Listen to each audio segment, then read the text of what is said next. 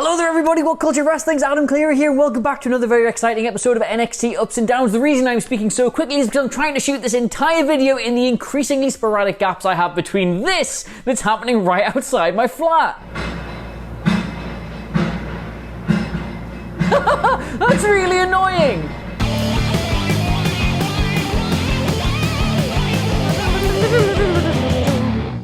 No, for real, I am going to have to absolutely rattle through it this week. Anyway, we start the show with Undisputed Era coming out to the ring, and they are being booed because they're heels, which was very confusing because then Kyle O'Reilly, as a heel, then cut a promo reminding everybody all the very good deeds that he and Adam Cole had done in the name of turning face. So it was all a bit confusing. Anyway, it was an NXT Tag Team Championship #1 contenders match, and that got me thinking. Yeah, remember in like February, March, right before the world just curled a big wet one out on the nice rug? It kind of felt like this brand was putting an actual tag division back together. Like the fallout from the Dusty Cup had left us with all these teams and all had platforms to go and do things on. There was, of course, Undisputed Era. There was, of course, Imperium. But there was also grizzled young veterans. Remember them? The Broserweights. Remember them? Indus-Sher. Remember them? And now we just have to settle for the occasional banging match on TV. And my friends, this was an occasional banging match on TV. Now, O'Reilly and Cole are almost certainly turning face. That does still leave you with Strong and Fish, who, despite UE being good guys, sort of now still played the perfect, weaselly, sneaky little heel team to One Lorcan and Danny Burch's, well, what do you call them? Big, bald, bruiser, battering boys or whatever they are. And you know what? Despite all the other questions about the tag team division, despite all the other questions about what's happening with the Undisputed Era, this was great. This was fine. It gets an up from me because all we get is occasionally banging tag team matches, and this was an occasionally banging tag team match. Them finding a way to win while still making Lorcan and Burch look really good. What more can you ask for? Alright, so two things here. First of all, they decided to give us an update on Finn Balor and his championship situation, and the update is there is no update on Finn Balor and his championship situation. They're just going to wait and see for a little while. But question, why NXT? Why are you showing me the inside of his mouth from those surgery pictures? I never asked. No, it's not getting an up or a down for me because we're just going to have to wait and see because there's nothing else they can do at the minute. But this cursed image to go with this cursed belt. No, I didn't want that. Oh, and speaking of things I won't be giving an up or a down to, they cut another package for Ember Moon to remind you that she's still a thing after a match last week. And it was all just this big talk about her injury and why it didn't work for her on the main roster. And just, come on. We know now, just be honest, it didn't work for Ember Moon on the main roster because they have no idea what they're doing on the main roster. Nobody's going to mind, just say it. Alright, now this next segment is just incredibly difficult to critique for you, but don't worry, I will try, Your Majesty. Triple H versus Mick Foley at the turn of the millennium, that got 2 championship matches. The Rock versus John Cena, the biggest thing WWE has ever put together, that got 2 championship matches. Bayley versus Sasha in NXT for that era-defining rivalry that completely changed women's wrestling forever and sent them both to the very summit of this industry, that only got 2 championship matches ever. Swerve and Escobar are getting 3. Alright, so the actual match here was Atlas versus Adonis in a proper throwback to the NXT of old, where it's just, you guys need some ring time and some TV experience. Off you go. Who's winning? Doesn't really matter. But then they were interrupted by Wilde and Mendoza, and then there was a scrap, and there was a roll-up in the middle of it all, and it was kind of confusing, and then Escobar comes out in a spicy jacket, I might add, before eventually Swerve comes out, evens the score, and it's 3-on-3 for some reason. Now, while it is nice that NXT are adding 2 relatively inexperienced but exciting young prospects to this feud, and for some reason reforming the Job Squad, I don't know why, the fact that this is just there to add heft to another match between Santos Escobar and Swerve is just quite underwhelming. Like, I love Swerve. I really like Swerve, and I've enjoyed the matches these two have had, but he's beaten him twice now. He has resoundingly seen him off twice. It didn't need a third match. There are other cruiserweights on this brand that deserve an opportunity. So this is bad, unfortunately, and it's a down. Now, next up was Johnny Gargano versus Austin Theory, and this was comfortably Austin Theory's best night in NXT. In fact, I would go so far as to say that despite how much stock you might place on just getting a main roster debut, clue, not very much. This was probably his best night in WWE full stop. Now don't get me wrong, like setting a heel off on a prolonged push of noble victories is a bold strategy, Cotton, but it looks like it's paying off. And for his part, Gargano showed why it is absolutely imperative that NXT don't get too comfortable with this idea of him being a fantastic heel manager. Like, he's been a revelation in this role alongside Candice, but it becomes so comfortable to get into that position that a lot of wrestlers don't ever really get out of it. Matches like this will remind you why that would be a bad thing. Yes, he's very good and very funny, and just I like him in this role, but look what he can do in a ring. And the two put on a contest here that comfortably qualified for NXT's highest citation of being called Takeover caliber. It was brutal, it was fast, it swung back and forth. It actually told a very deft story because Theory was literally learning Gargano's moves through the match and nearly stole a win by countering the thing Gargano was trying to do and then using it on him. So that was very good, but in the end it just wasn't enough. Now, don't get me wrong, I don't profess to actually know what they're doing here. Like, how can you have Theory have all these noble, valiant defeats and then get him over when he's still playing obnoxious heel at the sale? Like, something's got to give somewhere, but this is all getting an up because, well, this match was fantastic. Now, of course, there has been some insinuation that Candice LeRae is merely just the other part of this evil Gargano mirror universe storyline. Like, her promos, her packages, her matches, everything have all just kind of played second fiddle to that of her husband. Like, for example, the Indy Hartwell thing in the television was about her, but the reason you remember it is for that really, really funny "who'd she ever beat" popper that Johnny dropped. Now, if that is a take that you personally subscribe to, then I really hope you thoroughly enjoyed sitting down and shutting up forever after watching this match. Candice LeRae vs Shotzi Blackheart in what was comfortably a contender for NXT's best women's division match on television of 2020. The two pulverized each other. This was brutal and best of all, it even missed the now customary "oh my god, is Shotzi Blackheart dead" spot that's made some of these matches hard to watch in recent weeks. I mean, it was just a total ripper, this one, wasn't it? It showcased both women, it went back and forward, it was brutal in part, it was fast, it was slow, it had everything. Both women showcased exactly what they can do. They were both on offense, they were both on defense. They 1000% need to revisit this as an actual storyline rather than just a number one contenders match somewhere down the line. And I can understand why people might have rolled their eyes at the booking to this, because Shotzi's been on a bit of a tear in NXT lately. She's picked up some really great wins, and that felt like it was going to build towards her getting a big platform at Halloween Havoc. But if anything, it just kind of showcases the strength of the division. Like, Shotzi can go on a tear and beat all these other women, but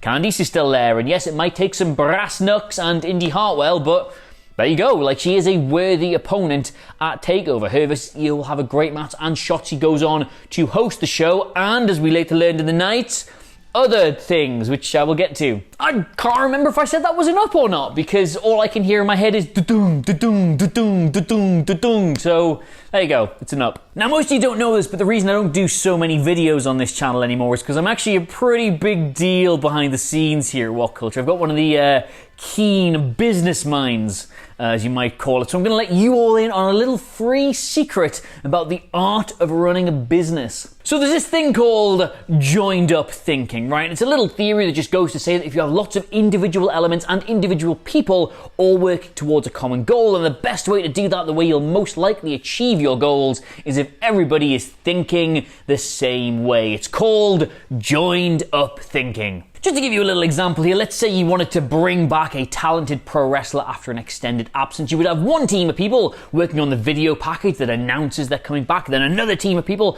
who would put the return match together to really showcase what you could do, and then the people in production who would build the episode of television around it and work with the commentators to really get that over. And what you would want here is joined up thinking. So all three of these groups of people would have the same aims and be trying to do the same thing so the thing would work really well. But just, I don't know, as an example, let's say the team who was working on the video package wanted you to believe there was this new, meaner, badder version of Toni Storm that you'd never seen before. But then the people who were putting the match together just had to sell and sell and sell and sell to the division's only true rookie. But then the people putting the TV episode together was having commentary tell you that this was all about her trying to shake off her ring rust and she's been away for a while and maybe she's not that good anymore. That would be, well, that would be a complete mess, wouldn't it? Like, I'm delighted to see Toni Storm back, but no, we were told that she is mean and bad. You've never seen Toni Storm. I'm running along the beach like this before. And then she came back and got pretty much beat up by Aaliyah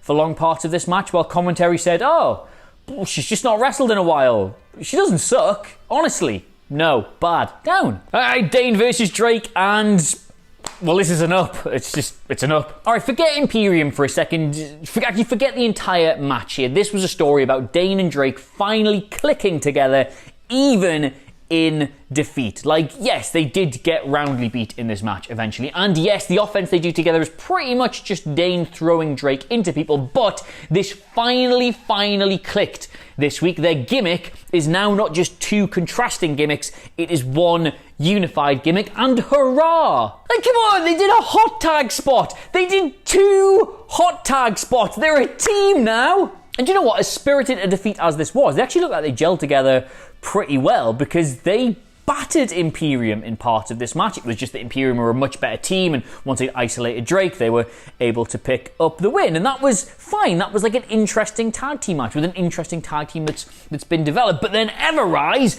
NXT's biggest nerds, coming down to pick on Drake, only for Dane to beat them up, to steamroller through the pair of them and say, nobody punches you except me, that was it. That was the moment. They're a team now. It's great. Look, right, if you're wondering why I'm so hot on this, even though it is, like, objectively quite dumb and lame, it's because WWE, no matter what brand you watch, has a real problem with tag teams. It never puts anything interesting together, and the belts mean virtually nothing. And the teams that do, in spite of all of this, manage to get themselves over just a little bit, inevitably drown in absolutely terrible booking. So this is here, and it's enjoyable, and it's different, and it's fun, and they haven't ruined it yet, and there are multiple directions they can go with it, so it's to be celebrated for so long as it exists, because it won't be here forever, and they'll break up for no reason, and there'll be a really underwhelming feud out of it, and they'll just, you know what's going to happen. So in the here and now, it's good. I don't care. Alright, now your main event of the evening, and Damien Priest defends his North American Championship against Dexter Loomis. Or to put that another way,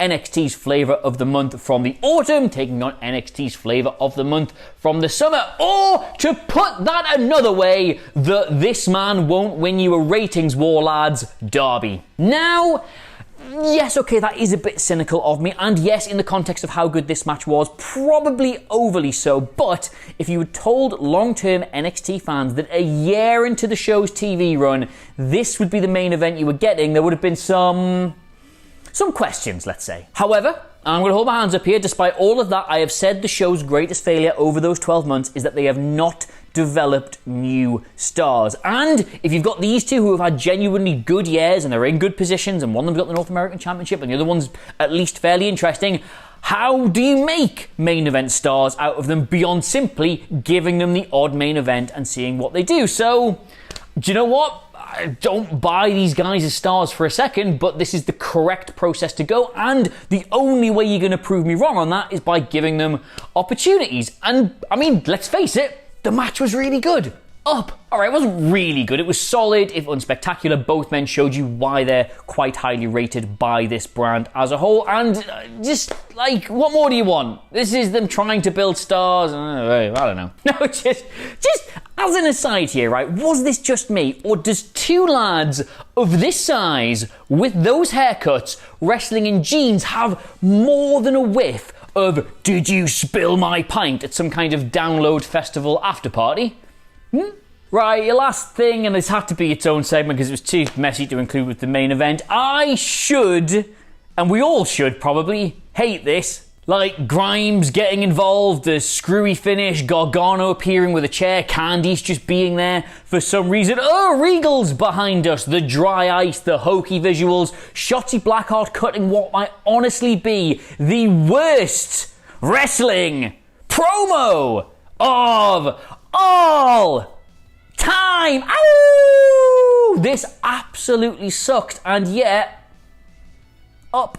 Like, I've said this a million times before, wrestling is at its best when it doesn't take itself too seriously. We have a Halloween-themed pay-per-view on the horizon, and if they want to get Shotzi Blackheart to pretend that she is a werewolf while doing spin the wheel, make the deal, that's fun, and that's going to be really entertaining. And yes, it's rubbish. I didn't like any of it, but come on, man. Look, right, I've said this a million times before, okay, but wrestling is always at its absolute most enjoyable when it's not taking itself too seriously and it is leaning in to how silly it inherently is. So, if Spin the Wheel, Make the Deal at a show themed entirely around Halloween is doing nothing for you, then repeat after me. Your problem is not with a lass who likes to pretend she is a werewolf, it is with your own boring life.